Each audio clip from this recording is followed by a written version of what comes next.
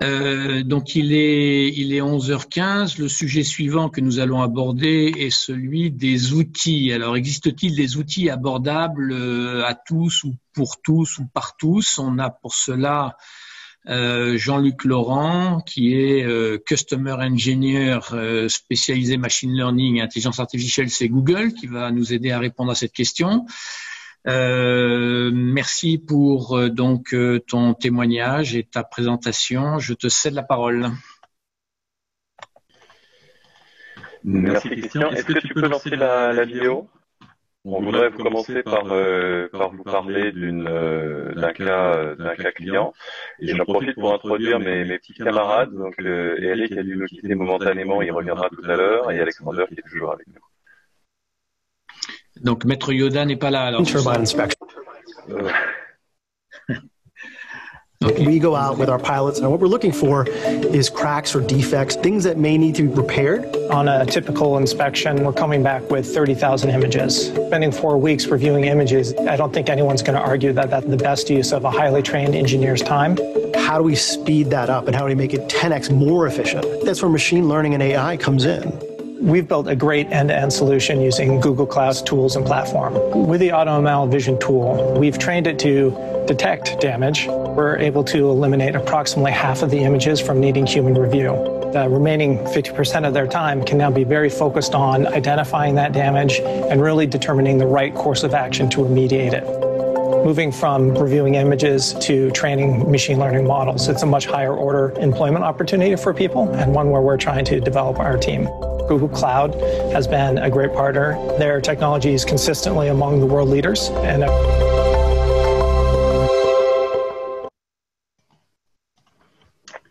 merci beaucoup pour la vidéo. Donc, juste le petit film pour répondre accompagner la réponse à la question. Donc, comme vous l'avez vu, l'industriel en question, AES, gère un parc éolien. Donc, mon métier, c'est certainement pas la data science. En revanche, sur ce parc éolien, il y a besoin des interventions, il y a besoin de faire des interventions de maintenance ou de réparation. Donc, il a choisi de le faire avec un drone. Maintenant, le drone lui amène une quantité d'images qui sont faramineuses, de l'ordre de 30 000 images, qui ne peuvent pas être gérées par des humains. Et là, c'est là qu'interviennent les outils d'intelligence artificielle et de machine learning. On va pouvoir automatiser la détection des défauts, les fissures, les cracks, les chocs, et puis les classifier, dire s'ils sont importants, pas importants, et qu'est-ce qu'on va faire comme remédiation. Et pour faire ça, il n'a pas eu forcément besoin d'être un data scientist. Et c'est là où il y a une puissance des outils qu'on peut proposer, ou des outils aujourd'hui qui ne nécessitent pas d'avoir particulièrement de programmation. On a une gamme d'outils chez Google qui vous permettent de prendre en charge, en ayant donné vos images aux algorithmes, et bien simplement de labelliser pour lui dire quand est-ce qu'il y a une erreur, quand est-ce qu'il y a un défaut, ou quand est-ce que finalement il n'y a pas de défaut. Donc, ça s'appelle labelliser les images. Donc ça, c'est en général les personnes métiers qui le font. Et puis derrière, l'algorithme va apprendre par lui-même à faire la ségrégation, la classification. Et ça, pour ça, vous avez une interface graphique qui est relativement simple, un petit peu comme quand vous consultez vos photos et vous dites tiens, ça c'est mon fils, ça c'est mon chien, ça c'est des vacances. Là, vous faites la même chose et l'algorithme va apprendre derrière de votre manière de faire. Donc ça, c'est une première réponse qui est de dire, vous n'avez pas besoin de faire du code, vous avez juste besoin de connaître ce qu'est un défaut, ce qu'est une bonne pièce, et de communiquer l'information à l'algorithme. On a une autre possibilité également qui est pour des objets qui sont relativement connus, finalement, de ne rien faire du tout. L'algorithme sait déjà reconnaître ce qu'est un véhicule, une personne, un homme, une femme, un animal. Donc il sait déjà faire tout ça. Et là, c'est une API, donc une interface qui est à disposition et que vous appelez pour dire est-ce qu'il y a une personne dans cette image, est-ce qu'il y a un chien, est-ce qu'il y a un véhicule, un train, un camion. Et là, il vous répond rapidement oui, non. Donc vous utilisez l'intelligence artificielle sans le savoir et vous n'avez toujours pas fait de ligne de code. Donc oui, c'est possible de faire de l'intelligence artificielle, du machine learning, tout ce dont on a parlé ce matin, sans écrire de ligne de code, sans être spécialisé. Parce que le but, c'est justement d'amener ces algorithmes et cette puissance à les rendre les plus utilisables possibles pour le plus grand nombre possible.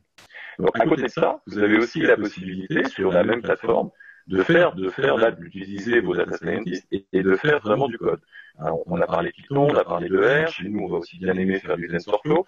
Bon, voilà, peu importe le vocabulaire technique, il y a plein de langages possibles qui vont vous amener à faire du développement beaucoup plus spécialisé quand il y aura un besoin. Donc ça c'est important de dire, voilà, on peut faire de la data science abordable à tous.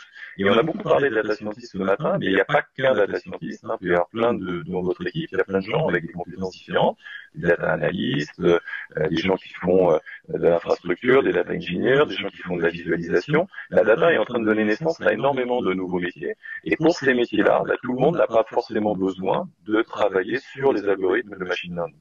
En règle générale, dans un projet de data, la partie algorithmique vraiment de tuning de l'algo de machine learning, c'est entre 20 et 30%.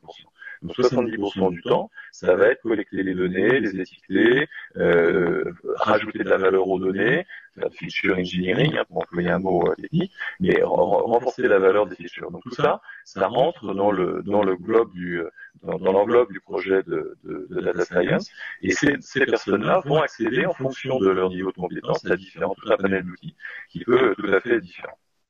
Je ne sais pas, Sacha, si tu veux rajouter des choses.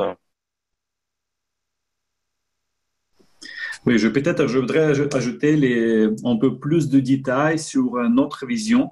On a parlé aujourd'hui déjà que cette terme de data scientist c'est un peu trop large et il y a un métier de ML engineer qui commence d'être plus visible. Donc, si vous pouvez changer pour le slide, encore un slide. Voilà. Donc, nous, comme interne, on a utilisé les modèles d'apprentissage automatique depuis déjà plusieurs années.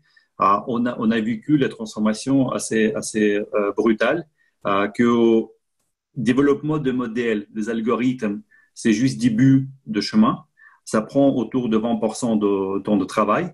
Et après, il y a vraiment tous les questions, comment on va déployer tous ces modèles, comment on peut s'assurer qu'avec le monde qui évolue non-stop, nos modèles aussi, ils s'adaptent. Donc, la réponse à ça, c'est ce qu'on appelle MLOps. On fait le parallèle avec le développement de logiciels modernes DevOps. Donc, on a pensé à chaque étape standard de le pipeline de ML. Par exemple, en gestion de données, validation de données, engineering de features. Et pour chaque de ces étapes, on a mis en open source librairie qui s'appelle TensorFlow Extended, TFX. Donc, il y a vraiment les composants prédéfinis, précodés qu'on peut utiliser pour orchestrer tous les pipelines A à Z. Et ça, c'est quelque chose, je pense que comme nous, on est dans le métier, on pense souvent dans les technologies, les meilleures architectures. Mais en fait, la grande question après, comment ça va être utilisé et comment on peut se rassurer que ce qu'on a développé, c'est robuste, ça s'adapte et ça ramène les valeurs au business. Ouais, merci Alexandre. En complément, je pense qu'on a ce qu'on appelle le MLOps, c'est la Machine Learning Operations, et ça c'est l'étape suivante. C'est-à-dire qu'au début, en général, quand vous bâtissez votre projet data, vous allez commencer avec une personne, un data scientist ou data analyst, vous allez évaluer votre modèle, et puis vous allez trouver un modèle qui répond à votre question. Par exemple, je veux baisser le nombre de défauts sur telle pièce ou sur tel niveau sur telle, prenons une pièce, par exemple. Voilà. Je veux baisser le nombre de pièces que je veux mettre en revue. Vous arrivez à une étape où finalement on sort un peu du laboratoire data avec le modèle qui est validé, les critères qui sont validés par le métier, et on a un code qui est acceptable, mais dans un laboratoire. La question qui se pose, c'est comment je vais pouvoir passer ce code-là à l'échelle, au niveau de l'entreprise dans son ensemble, de manière à diffuser dans l'ensemble de vos usines, de l'ensemble de vos installations. Ce sera peut-être pas le même code. Parce que le code du laboratoire, il est bien pour définir le modèle, pour trouver les critères qui sont importants, mais il ne va pas forcément être solide pour passer à l'échelle ou pour être diffusé sur les sites de production. Et c'est là où ce que vous venez de vous montrer, Alexander, est important, c'est qu'on a développé toute une ingénierie de tuyaux, de pipeline, qui permet de savoir à quel moment on va utiliser le code du modèle, à quel moment le code est suffisamment robuste pour être distribué, à quel moment je dois continuer à lui faire apprendre des choses ou est-ce qu'il est suffisamment prêt pour continuer, pour être livré tel quel. Donc toutes les phases de mise à jour, de grade vont être automatisées, il y aura de moins en moins d'intervention humaine et on va être capable de vous livrer des modèles dans vos différents sites, à l'échelle, de manière performante, avec une approche industrielle. Et ça, c'est l'étape d'après du machine learning. C'est quand on a fait le modèle, on est à la moitié du chemin. On a compris qu'on a utilisé la data, on est capable de sortir les éléments importants pour prendre la décision, mais quand on a besoin de le déployer de manière industrielle, c'est important d'avoir ce framework, cette architecture de livraison du code de manière sécurisée et pertinente sur l'ensemble des sites. Et je m'insiste là-dessus parce qu'on a vu souvent des gens, et ça a été rappelé, je crois, par une équipe précédente, dire on a fait des POC, un POC c'est la proof of concept, on a montré que l'algorithme était possible, et puis après on s'arrête. Parce que le passage réel dans la vraie vie, entre guillemets, dans l'industriel, il est assez difficile. C'est un saut qui est pas facile à faire. On pourra y revenir. Et donc là, ce framework-là, il est là pour vous aider et permettre de faire glisser des modèles de machine learning qui viennent de l'innovation du métier jusqu'à l'industrie, jusqu'à l'informatique interne et d'être traités comme une application industrielle classique.